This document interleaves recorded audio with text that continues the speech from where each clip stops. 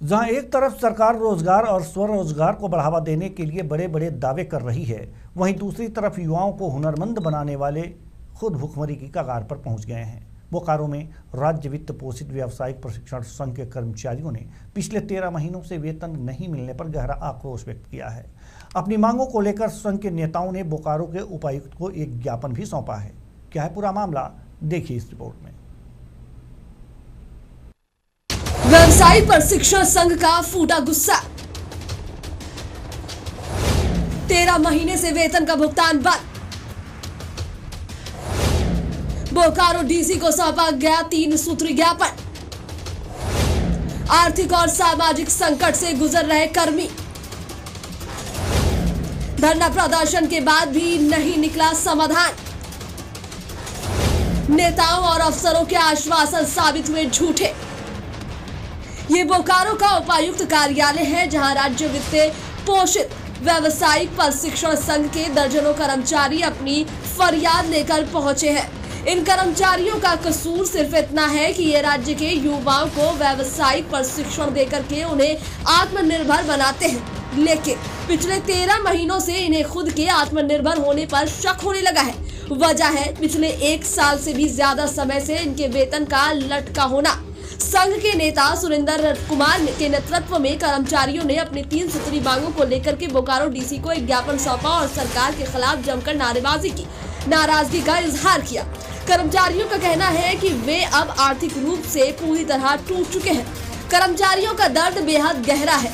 उनका कहना है कि वेतन नहीं मिलने के कारण बच्चों की पढ़ाई, बुजुर्गों की दवाई और रोजमर्रा का राशन तक जुटाना अब उनके लिए एक बहुत बड़ी चुनौती बन गई है। समाज में उन्हें कर्ज मांगकर गुजारा करना पड़ रहा है, जिससे उनकी सामाजिक प्रतिष्ठा भी धूमिल हो रही है। अधिकारियों और मंत्रियों के चक्कर काट काट कर थक चुके हैं। इन कर्मियों ने साफ कर दिया है कि अब वे केवल आश्वासनों से मानने वाले नहीं हैं। अगर जिला प्रशासन और राज्य सरकार ने इस ज्ञापन के बाद भी तुरंत वेतन का भुगतान नहीं किया तो वे अपने आंदोलन को और उग्र करने के लिए बाध्य होंगे। लोग व्यावसायिक प्रशिक्षक है, लगातार 13 माह से हम लोगों का मानदेय रोका गया है।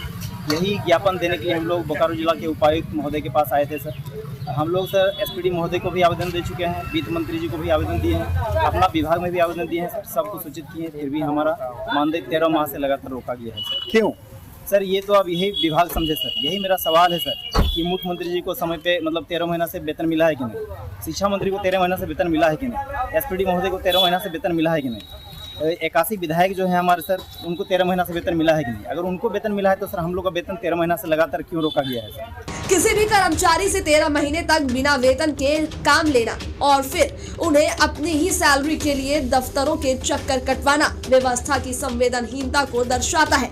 अब देखना होगा कि बोकारो डीसी इस ज्ञापन का कब संज्ञान लेते हैं और इन कर्मियों के वेतन का भुगतान कब होता है। टीवी 45 के लिए संवाददाता अमरनाथ की रिपोर्ट।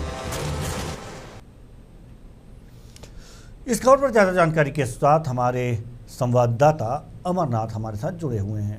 अमरनाथ, 13 महीने से वेतन नहीं मिला, कारण क्या हो सकता है? जी, हम आपको बता दें कि 13 महीना से राज्य वित्त पोषित व्यावसायिक प्रशिक्षण संघ के कर्मी को वेतन नहीं मिला है। इस पर नाराजगी जताते हुए बोकारो के उपायुक्त से संघ के नेता मिला और 3 सूत्री मांग का ज्ञापन सौंपा। कर्मी ने कहा कि पूर्व में भी लोकतांत्रिक व्यवस्था अनुसार वेतन भुगतान की मांग उठाई थी। राज्य सरकार तक अपनी बात पहुंचाने के लिए धरना प्रदर्शन भी किया, लेकिन कोई समाधान नहीं हो पाया है। उपायुक्त महोदय को ज्ञापन दिए तो उन्होंने कहा कि वेतन भुगतान का आश्वासन दिया है और वहीं राज्य के वित्त पोषित व्यवसायी प्रशिक्षक ने कहा कि वेतन नहीं होने से आर्थिक संकट से हम लोग गुजर रहे हैं। उन्होंने कहा कि कोई हमें बता राज्य के मंत्री और विधायक को पैसा मिलता है, वेतन मिला है या नहीं मिला है। तो ऐसे में हम कह सकते हैं कि यहाँ के जो उपायुक्त हैं उन्होंने उन्हें आश्वासन भरा दिया है, लेकिन वेतन भुगतान कब होगा और इनकी मजबूरी कब खत्म होगी ये अब सरकार ही जाने और देखने वाली बात होगी। जी बिल्कुल बिल्कुल, बहुत बहुत धन्यवाद इस तमाम जानकारी के लिए।